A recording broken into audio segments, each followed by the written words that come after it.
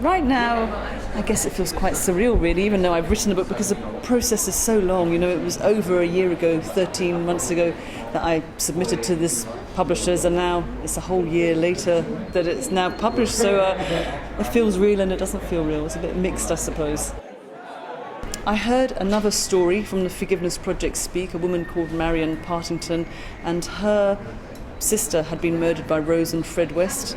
And when I heard her speak, I just saw the effect that she had on the audience, and the founder of our organisation calls us story healers rather than storytellers, and I really saw in that moment. And in my book that I bought from her, she said, "Now you must speak." And you know, the idea just kind of stayed with me, and I thought I could really write my story, and then it just kind of started from there. I couldn't do it if I wasn't okay, and it's because I'm now so okay with it that I can do it.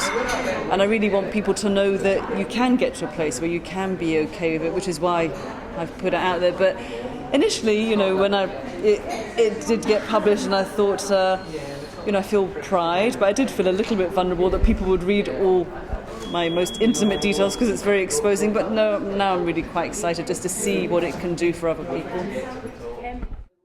Initially, I wasn't going to include all the details at all, and one of my friends who was my editor had read a shorter story of mine which was very graphic, and he said, "You really need to include the details." And I said, there's no way I would let anyone read that. And he said, for a man, it really educated him. He said he didn't really think about what rape was. He thought you would just be overpowered and that would be rape. And so he said it made him see kind of the level of violence that could be included. And he said you have to really include it. And then with this publisher, they were deciding whether to or not, and by that point I'd made up my mind that I wanted to include it. I thought if I don't include it, then I'm still silencing myself. You know, we're trying to sanitize what it looks like, and then what would be the point of speaking out if I'm not really truthful or honest?